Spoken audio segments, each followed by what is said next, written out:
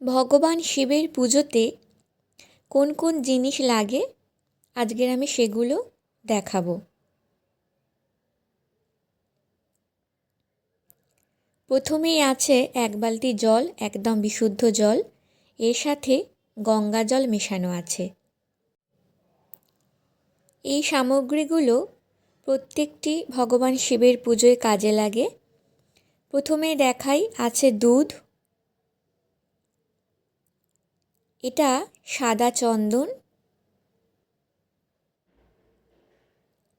এটা কেশর চন্দন,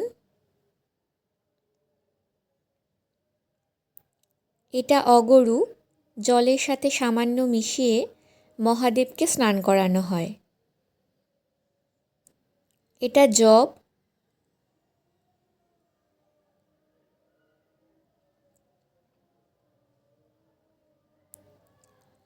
এটা অষ্টগন্ধা, মহাদেবের তিলকের কাজে ব্যবহার হয়।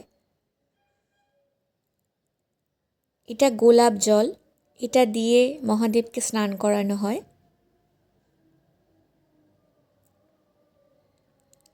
এটা চন্দন, ধুনো দেওয়ার জন্য এখানে কিছু গোটা ধুনো।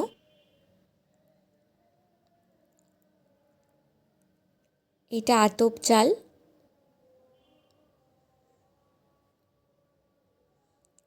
এটা পৈতে, মহাদেবকে অর্পণ করার জন্য পৈতে দেওয়া হয়।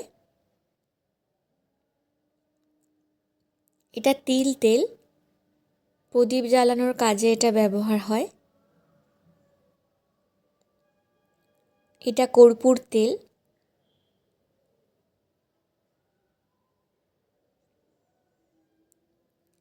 আছে তিল, কালো তিল,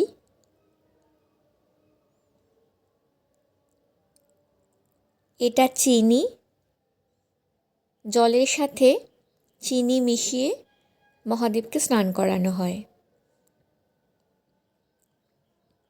এটা মিছরি, দুধের সাথে মিছরি মিশিয়ে মহাদেবকে অর্পণ করা খুব শুভ বলে মানা হয়।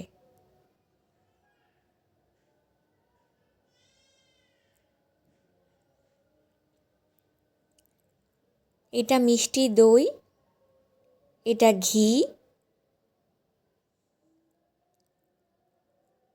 কর্পূর, মহাদেবকে কর্পূর আরতি করা হয়। আছে মধু এবং প্রদীপ দেওয়ার জন্য সলতে আছে।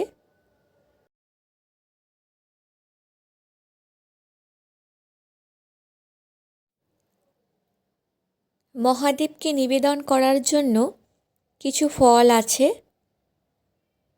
কলা মহাদেবের পুজোয় অবশ্যই লাগে এবং বেল অবশ্যই লাগে। মহাদেবের খুব প্রিয় একটি জিনিস হলো বেল।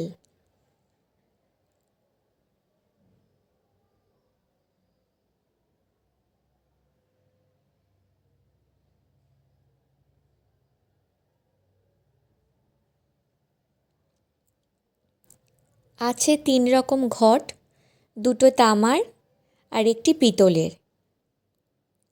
তামার ঘটে মহাদেবকে জল অর্পণ করা হয় এবং পিতলের ঘটে দুধ অর্পণ করা হয়।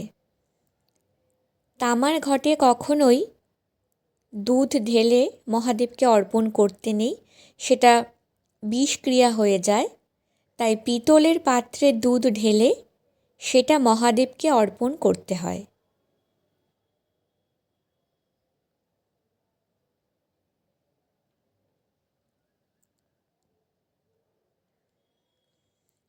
আছে কিছু ফুল যেটা পুজোর কাজে ব্যবহার হয়।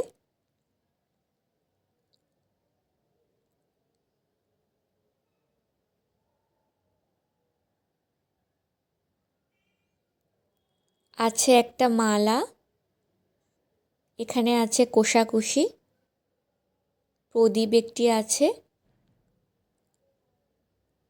এটা দিয়ে কর্পূর আরতি করা হয়।